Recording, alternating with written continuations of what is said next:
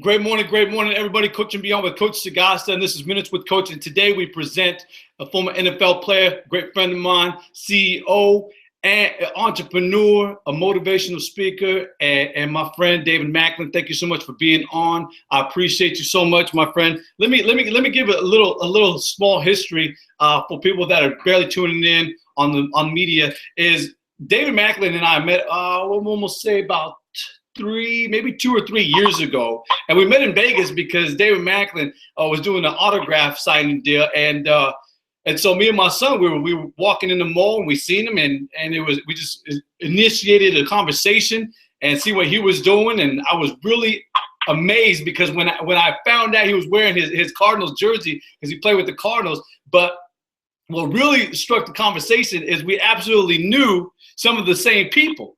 And one of the great coaches, a friend of mine and ours, is Coach Richard Solomon, and just a substantial individual when it comes to coaching. And I know you've been around a lot of great coaches, Mr. Macklin, and I know that playing for Coach Paterno, a phenomenal coach. I mean, he forgot about more of the game than anybody is to know about the game.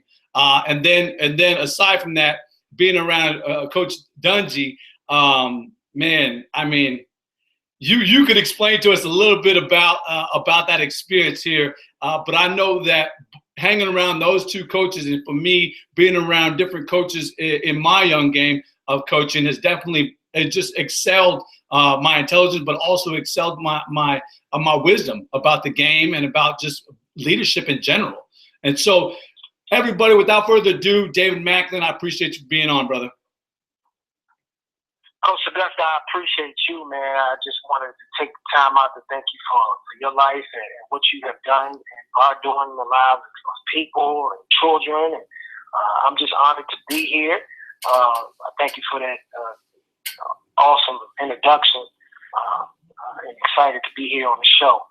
But yeah, as you stated before, I've been tremendously blessed. And God is continuously blessing, and I'm taking it day by day, post-career, and moving into, like you said, entrepreneurship, and moving to put things in place to be successful as far as in the life after the game. So, I'm excited and moving forward and happy to be here this morning. I love that. Now, can you do me a favor and speak a little about Macklin Enterprise? Because I know it's a nonprofit, and I know that you're really stemmed on empowering our youth today. I know that for a fact, even when I first met you. But I know that it's something so substantial. Can you speak a little bit about Macklin Enterprise? Most definitely, Macklin Enterprises is a corporation that I had formulated. Obviously, post-career, during my playing years, Indianapolis 4 years. Arizona 3 years, Washington, and then Kansas City, I have been able to bless and be blessed by a lot of people, families, children, where I have started my foundation. It's called 27 Reasons Foundation. You can find us online, www.27reasonsfoundation.org. But then 27 Reasons, I started it in 01, 02, and in the beginning, we were just working to be a blessing to youth and families, whether that was through the holidays, whether that was through sports camps that we were putting on. And then we moved on from there. My vision with 27 Reasons has expanded into juvenile outreach, obviously etiquette classes for women and men, girls and boys. And then as of recent, we're looking to be putting on some track meets. Majority of our camps are free. But obviously that's why we get out and fundraise and try to do everything we can so that kids and parents that can't afford for our youth to come out and pay an astronomical fee, we allow them to come free. And our camps, we try to not exceed over $35. So we've heard and we know of camps that are on college campuses, which are a blessing. Kids get to stay overnight for a week. But sometimes, just quite frankly, parents and kids can't afford those camps. So we try to keep it in that range where we can service everyone.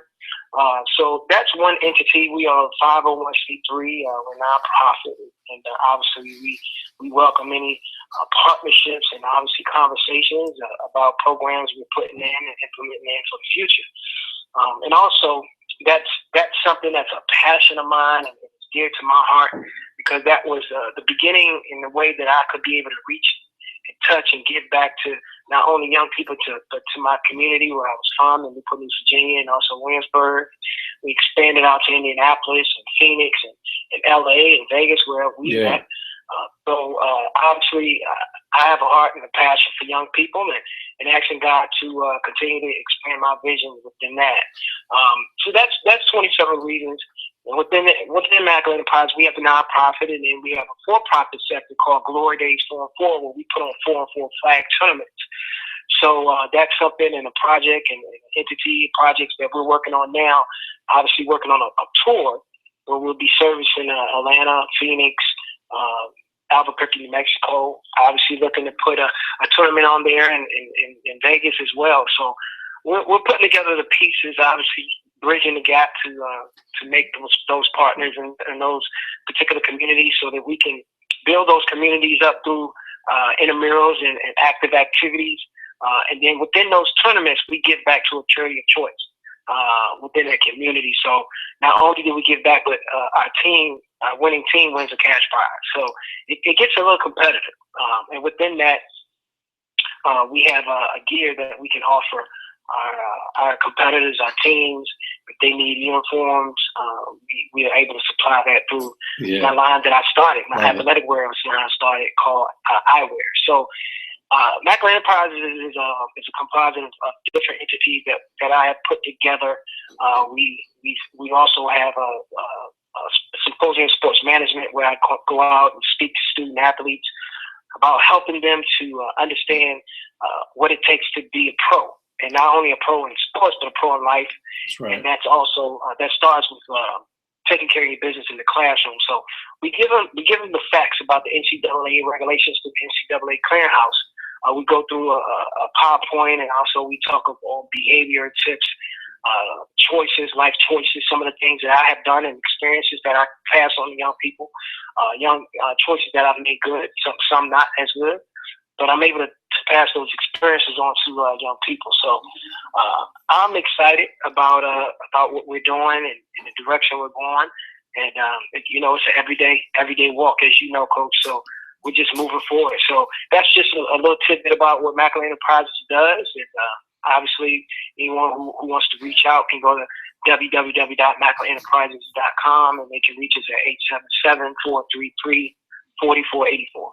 Awesome, brother. So, I mean, I got to ask you, because being around exceptional coaches, I mean, when I was a part of OD, which is offense, defense, there was an alumni of, NFL players, former NFL player, but also coaches from the NCAA and even NFL coaches. That's how I met Coach Solly. But I mean, what could you definitely express to people as far as your coaching, those coaches that have been around you? How impacting was it for those coaches in who you are today? Even from your high school, even when you played Pop Warner, I mean, how impacting were those coaches for you? Oh, very, very impactful. I mean, from little league all the way up to the professional level, every coach played a part. And that's what I've had to remind myself of, because God has allowed me to make it to the show. Make it to the show, as we tell young people, what does it take to make it to the show? And we call the show the big time, the professional level. Yeah. Whether that's Major League Basketball, football, baseball, softball, whatever you play, track and field, Olympic field, that's making it to the show. But obviously, you're not going to always stay at the show. Right. So every coach that plays a part in that kid's life is important and plays an instrumental part. And I think that we as parents and as coaches, we owe it to our young people to guide them in the right direction, and also allow them to understand that competition is a way of life. Yes, sir. In order to win, whether that's just getting up in the morning, starting the morning coffee with coach, you're going to be competing with other people. And at the end of the day, you're going to be competing with yourself. Yeah. How mentally tough are you?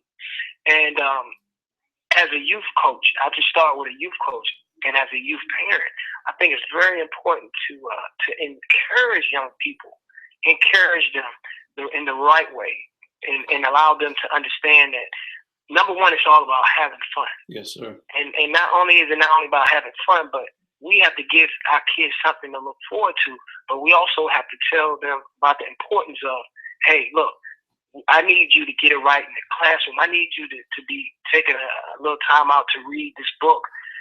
And we're going to make sure that once these things are done, then you can go out and play, and then you can go out and do the outside activities that you want, so that we can start building well-rounded young individuals. And also, when I was coming up through the youth leagues, having fun and competing was always the topic, you know. And let's also remind ourselves that when kids are competing at a youth league age, at a little league age, yeah, winning and losing, yeah, it is there. But let's remind ourselves that these kids aren't getting paid; they're not professionals. Exactly. So we want to ask ourselves, what are these kids going to take away from each season that they go into this league? Are they going to be better people? Are they going to be better young adults? Are they going to be better kids? Are they going to be better all around in that school year? Is the teacher going to come back with a great progress report because that kid has taken his classwork and his assignment seriously? Yeah, definitely. Because he is participating in an extracurricular activity. So I've had coaches like that as a little league, through little league, and also into my middle school to high school years. And then when I got to college, when I played for Coach Paterno, that was icing on the cake with someone who obviously understood the business of professional sport, the business of football. Even at the collegiate level, it was a business. Yeah. So he looked at each other one of us and said, hey, look, I'm going to have people to check on you to make sure that you're in class. And those guys who have a 3.5, 3.0 or better, we don't have to check on you as much because we know you get it. So each coach played a significant role. Like I said, from my little league coaches to my high school coach, Coach Greg Henderson in Newport News, Virginia, Tom Jacobs, who was my football coach, to Coach Paterno, to Jim Moore, who's my coach in Indianapolis, who drafted me, to Denny Green, to Tony Dungy, and to our dear friend Richie Solomon, who's a good coach, great man of God, and is a player's coach. But those, I've been around some great people, and definitely was very blessed through my career. Oh, I see that. I definitely see that, man. And you know, one thing that I actually incorporated into my life 7 years ago in the transformation for Coach Sagasta myself. But you know, I look back what Tony Dungy said. He said the secret to success is in good leadership, and good leadership is about making the lives of those around you better. And it makes so much sense because, I mean, even with the team, you want to make that team better. So what better way to have great, substantial coaches that have a well recognition and logistics and idealistic view of leadership, you know? I appreciate that, brother. I really appreciate everything that you're doing.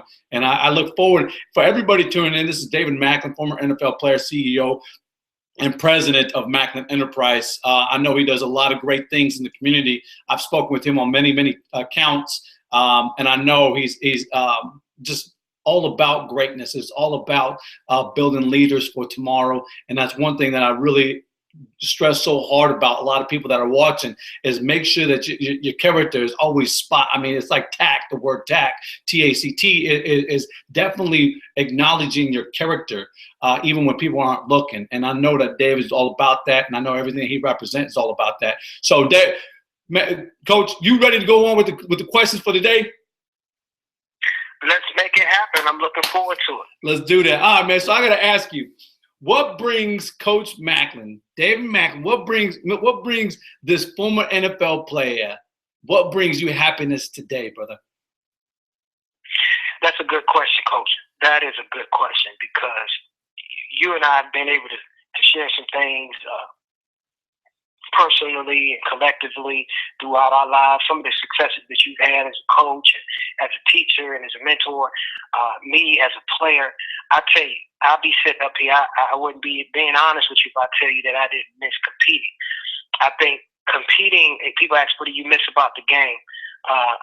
Obviously, when you make it to the professional league, it's a reward to get compensated and get paid.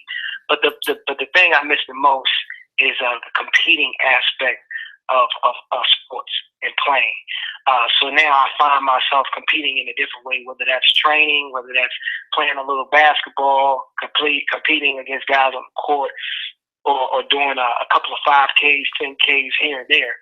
But what brings me the most happiness right now is being able to be accountable to myself without actually punching in or obviously going into a set workplace as such as the NFL and be able to get it done. Obviously, when we met those events, being able to map out my own schedule, get up, be disciplined enough to get up in the morning, get my workout on, start my day, have my goals written down, being able to complete those days and complete projects. That brings me happiness right now. To be able to move forward in that space where I can say, hey, look, if I don't move, I don't eat. If I don't move, I don't get. Not only do I not only eat, but do I not make an impact in someone's life? So obviously, that makes me excited right now. There are goals, there are things, there are visions, there are things that God has put into me that I pray that are going to come to pass, and I know they're going to come to pass. And obviously, meeting and linking up with someone like yourself, and being able to be an impact in others' lives, that brings me the most happiness right now. And just being able to see it through, Coach. I think that's the main thing right now, and that's on a daily basis. That's not on a say, hey, this is 3 months from now or 6 months from now, but it's on a daily basis. I love that, man. One of the words that you used, was accountability, and being competitive. Looking at today's society, man, I see like the mediocrity of people in their heart and in their lives and their character and the way that they speak or the way that they walk. And it's not being so much judgmental, but for a lot of people that know me, I spent 7 years in soil engineering, that it was all about observation. So as an analyst, I was just always analyzing soil. So it became very obvious that as a person of faith, I got to analyze the tree. I got to analyze the fruit that bears the tree. So I love what you just said, man, because being accountable, man, and being very competitive in that nature is so true today. We absolutely need it. We must have it. It's a must. I admire that, brother. I really admire that a lot. Most definitely. You hit it head on, Coach. All right. So going on to our next question, man.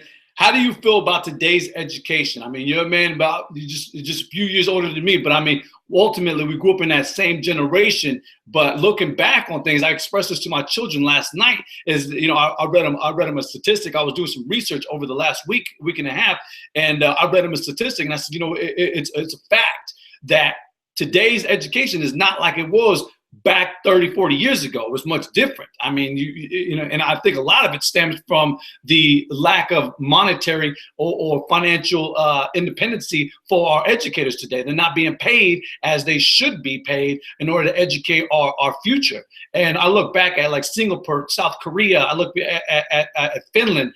They do a recruiting. And you know about recruiting because you had recruiters look at you before you went into the NFL. But I mean, they do recruiting. You don't just come into being an educator in South Korea or Singapore or Finland. No, they do some recruiting. And so I got to ask you, what do you feel about today's education?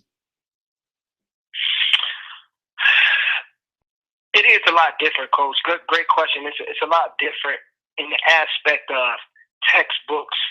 Obviously, the rhetorical ways of thinking.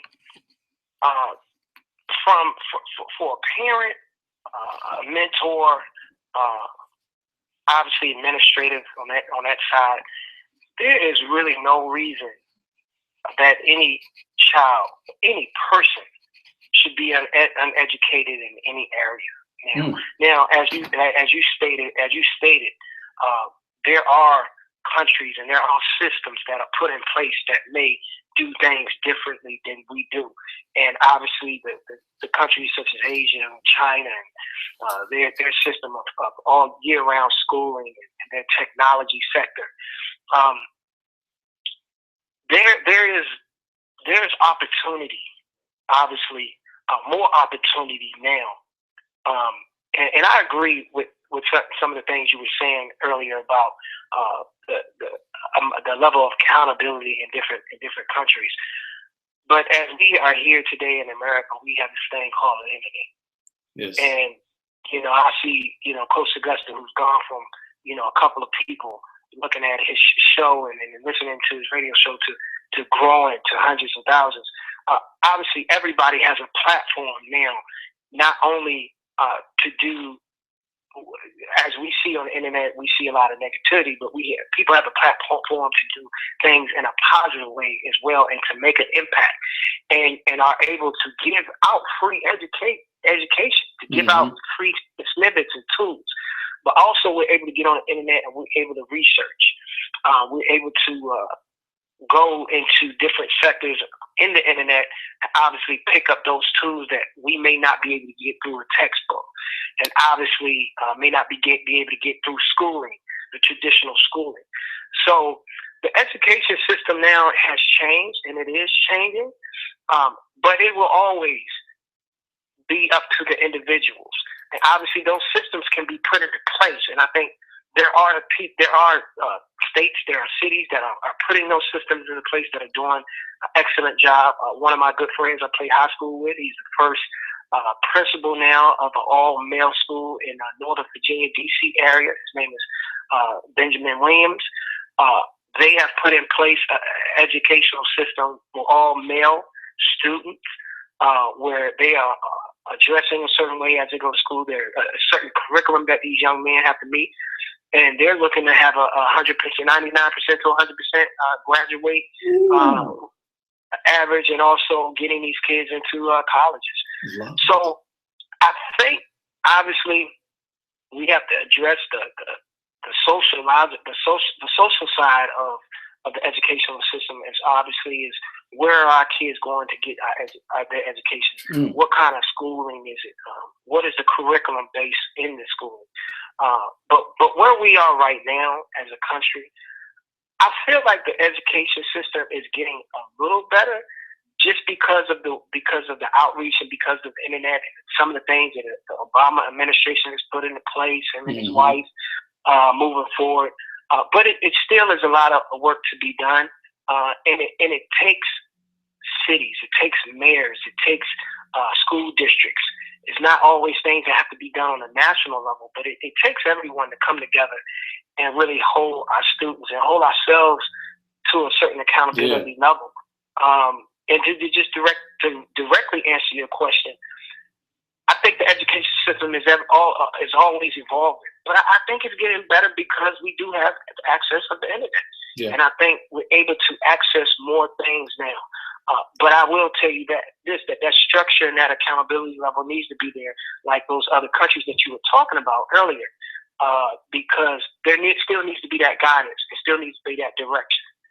Because if that discipline isn't put into place, you and I both know that some people can wander off and not get everything that they're supposed to get. And Coach, you've challenged me, obviously in my reading and some of the books that you've read and the things that you're doing. But we still have to take it upon ourselves individually to seek that proper education and those tools that will equip us to be better people, to be better fathers, husbands, educators, teachers, coaches. So it's forever evolving. I do think it's getting better. I do think the educational systems are getting better. Yeah, going back to what you were saying, and I expressed this to my boys last night, was as I read them a little bit of research last night about Singapore, South Korea, and Finland, and how high their education system and how important it really is. Obviously it stemmed back from the actual foundation of the home, and I was just blown away by it, because for many years, I've heard so many researchers and so many analysts go out there and basically dumb down the teacher's skills. And I was just like, whoa, that's crazy. So I did, like I said, I was spending a week and a half on this research. And it really was mind-boggling to see how easy and how elementary it truly was to see that it actually stemmed back from the family. And as I looked at my boys last night, a 14-year-old and 16-year-old, I said, Isaac, Andrew, I said, I got to ask you, I said, what more can me as your father, as the head of the household, as the leader of this home, what more can I do to help you in your education. And my youngest boy, 14 years old, looks at me and says, Dad, you're doing a lot right now. You're pointing us into good books that are the nutrients of our growth. And then my oldest boy says, yeah, Dad, I think if it wasn't for reading books, and really engaging in these books and taking bits and pieces out of those books and applying them to our life, we wouldn't be growing. And when I heard that, I was just like moved by it, because I got a young boy who wants to go to Notre Dame, and then I got another boy who wants to go into the Navy. And as I expressed to him, I said, listen, I said, you could do all those things. I said, and the knowledge, the information has a beginning and no end. So when you adjust yourself to that and you follow the process, then yes, you'll be able to blossom. You'll be able to go to Notre Dame with a paid scholarship because of academics. You go to the Navy and you'll make a career out of it, and you'll come out and make another career out of something else and be very successful. I said that is all a great goal, and I'm absolutely happy. What makes me more happy is that they're following the leadership. They're following that I guess that sowing. What I'm saying, that sowing of the seed, and now I'll be able to see the harvest once they grow up and they go outside the home and they do their thing. You know what I'm saying? But yeah, I absolutely think that education today is gradually improving. But I really believe, for me personally, I believe it really stems from the foundation of a home. Most definitely, Coach. Just to piggyback off of what you said lastly, when I go and speak to kids, in whatever area, in whatever city that is, student athletes particularly, and obviously we can speak to football or basketball players. I give these kids statistics about how many high school athletes there are in just this country. Then we move to Division I sports, and whatever sport that is, and those numbers get lower. And then we go to the professional arena. How many of those kids get drafted, and those numbers go tremendously down. And I get these kids to recognize that, hey, I'm not here to tell you that you can't make it, because I'm living proof of that. But I just let them know that the numbers don't lie. Yeah. And I let them know the importance of an education. I get them to understand the importance of competition. And I think what you're doing is you're planting the seeds in your kids' minds. And we all have to do that, because China, Asia, Singapore, all of these different countries, they are competing against the other countries of the world, and they are equipping their youth and their young people to think on a different level. And if we don't start competing in that type of mindset of what you are talking about, what are these kids doing in different parts of the world? What kind of new technology are these people learning? That's right. What are the new things that are being discovered? We have to hold, like you said, in the home, hold ourselves accountable.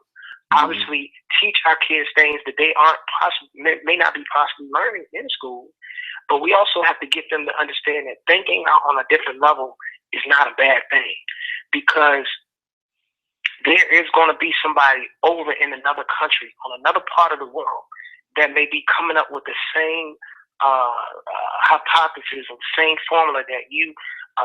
When you become older, you may build something that may be the first thing that is ever built, a new product, but you may be competing against that person. So education is always evolving. It's always going to be competitive. You always want to be pushing yourself and working to push your young people to think outside that box. So, and no matter whatever sector you're in, whether that's the sports arena or in life or in education, there is always going to be a competitive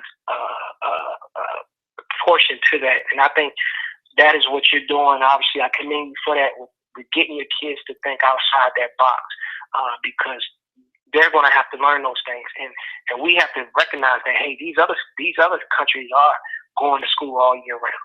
They are working to get that edge.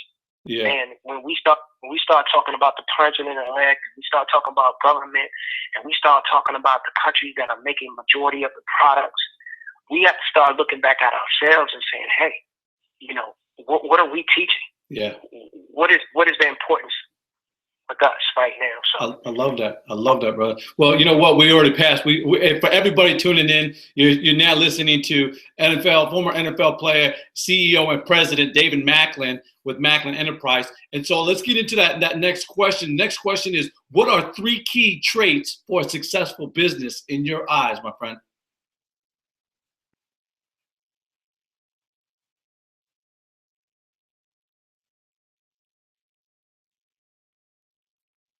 Mr. Macklin, you there?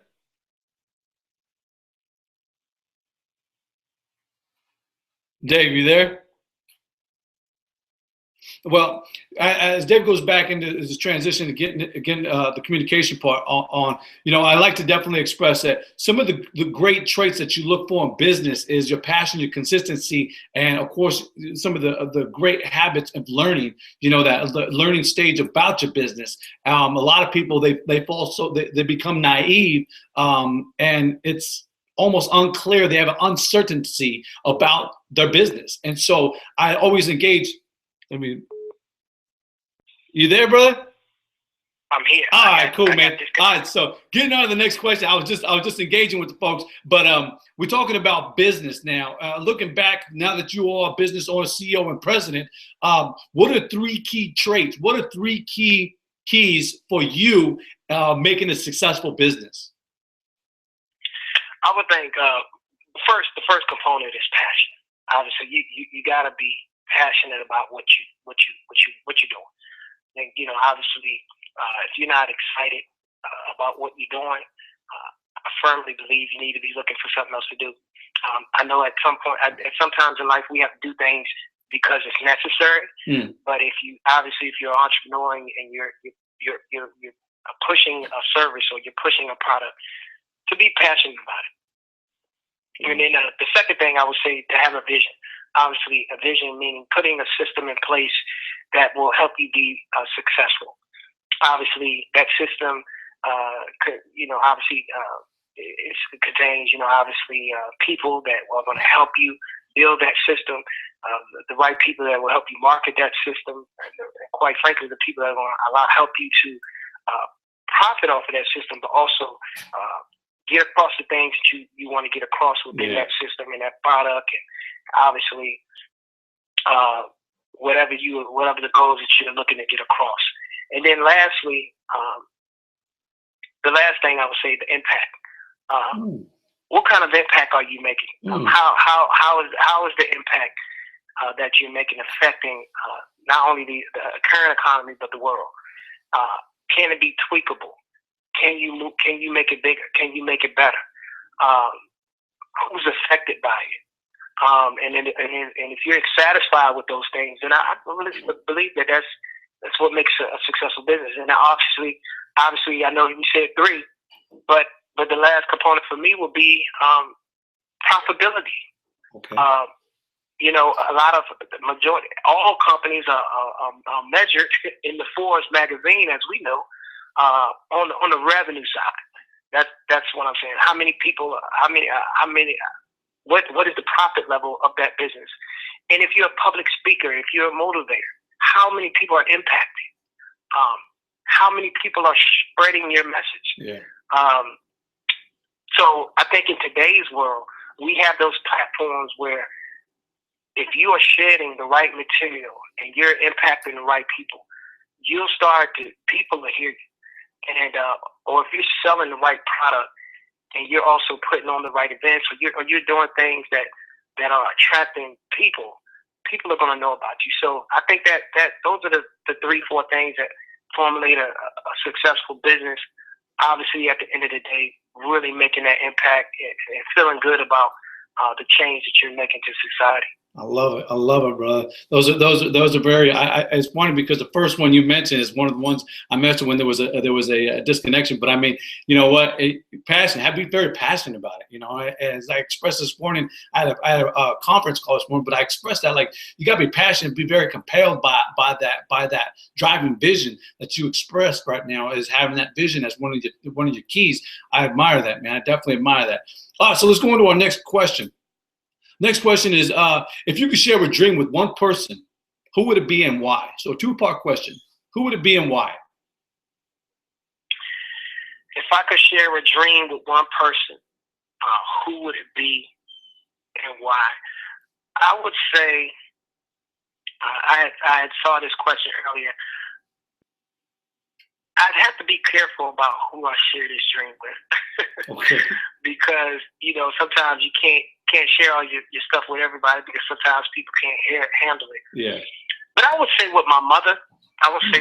Because my mother has been my strongest supporter. She's a firm believer in the Lord. She's always encouraged me. My mother and my father. I would say that I can't leave out my father. But I say my mother because anything that I take to her, she tells me first to pray on it, take it to God, and she'll touch and agree with me on it. So I think it would be my mother right now. When I get married, I know it will be my wife, and then I just move on. But she's been a supporter, and obviously I can say that with wholehearted honesty because through the transition from playing ball to getting into the real world as far as with entrepreneurship, right?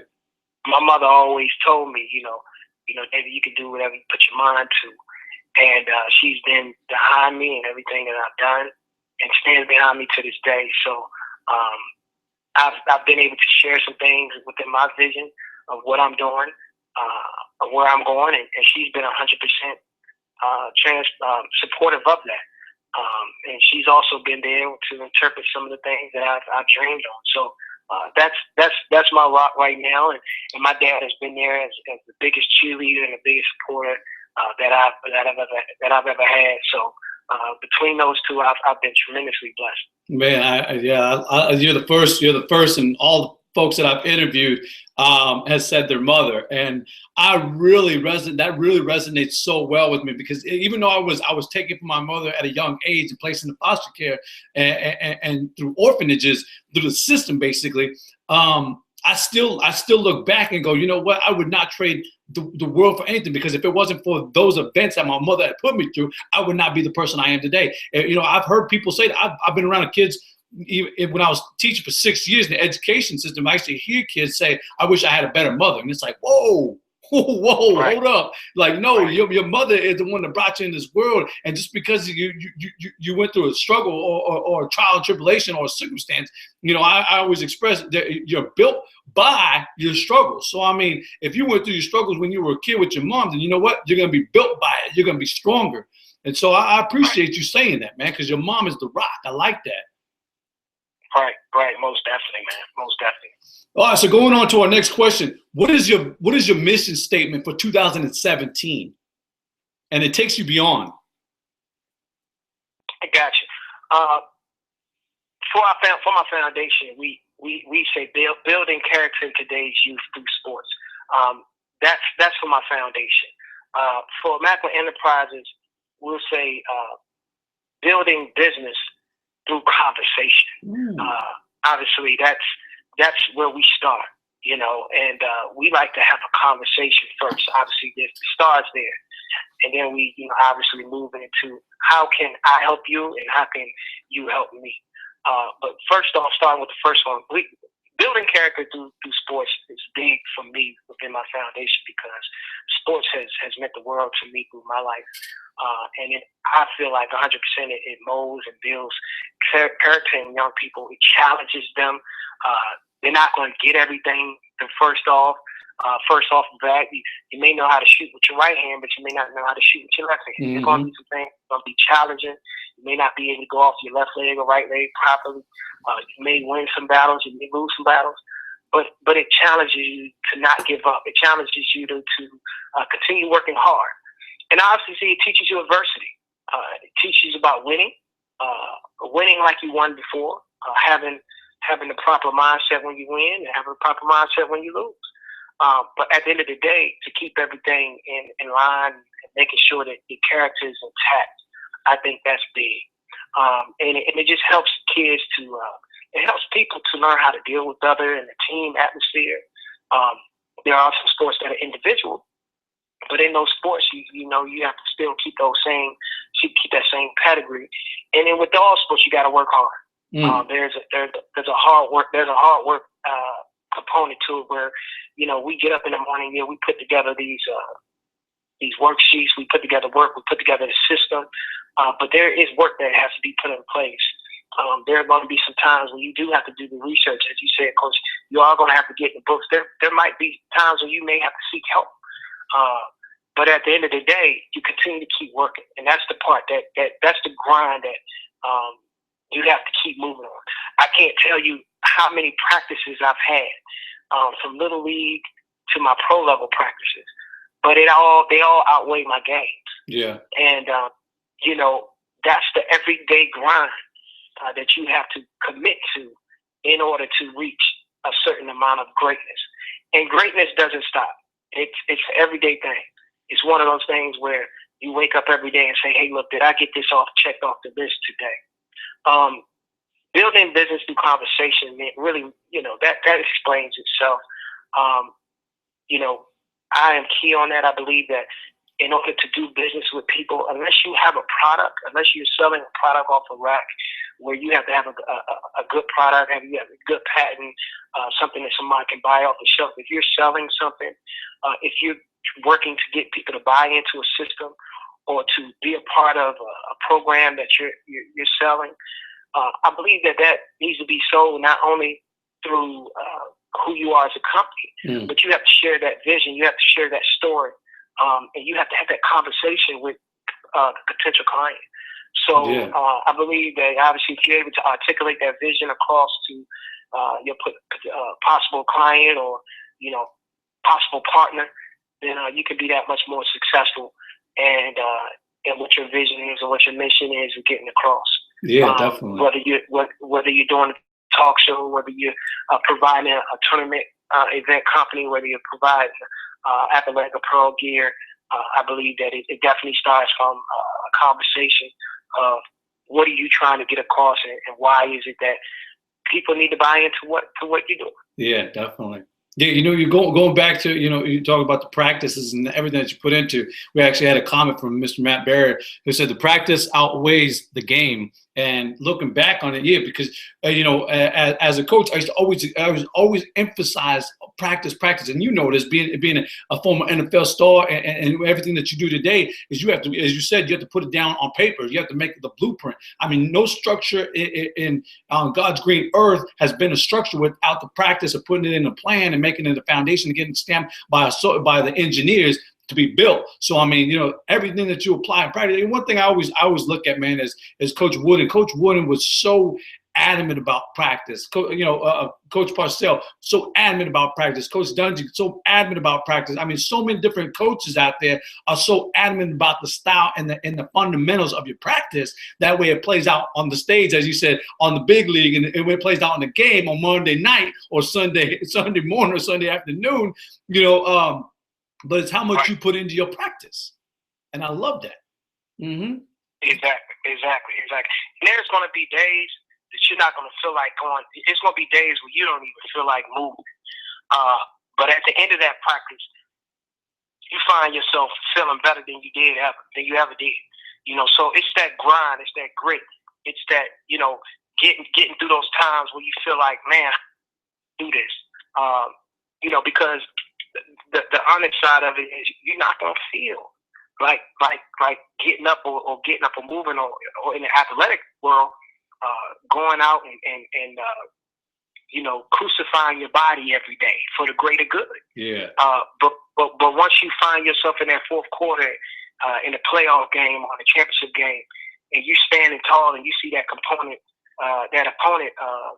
hunched down and they're tired, you're gonna see that work being put into fruition, or you're gonna see other talk shows that have lasted maybe a couple months, and your show has lasted a year. And you're getting more people that are viewing it and calling in, and you're impacting more people's lives. You start to see that fruit come to fruition.